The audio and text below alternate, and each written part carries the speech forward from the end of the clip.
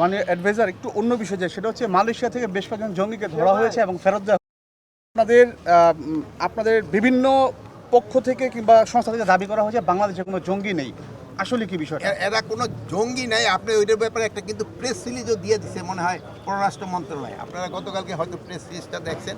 ওখান থেকে 3 জন যারা আসছে তাদের মেইনলি ছিল যে তাদের যে কি বলে ওই ভিসার যে মেয়াদ উত্তীর্ণ হয়ে গিয়েছে।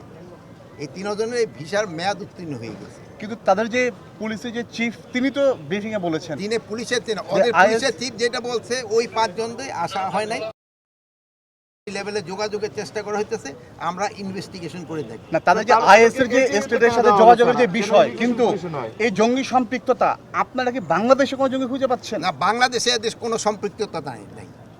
স্যার, কিন্তু ওখানকার আইজিপি বলছেন যে তারা বাংলাদেশের আইএস ইউনিটের জন্য অর্থ সংগ্রহ করে। ওখানকার আইজিপি কি বলছে আমি জানি না।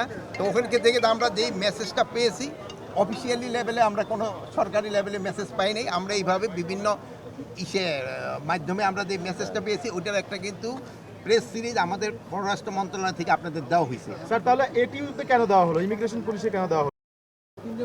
ইমিগ্রেশনের থেকে তো এটিতে না হয়েছে, অসুবিধা কি? বাংলাদেশের জঙ্গিবাদের যে অবস্থান এখন কি মনে হচ্ছে? বাংলাদেশের জঙ্গিবাদের কোনো অবস্থান নাই, এখানে কোনো ধরনের জঙ্গিবাদ নাই। আপনাদের সহযোগিতায় কিন্তু এখানে জঙ্গিবাদ নির্মূল করে দেওয়া হয়েছে।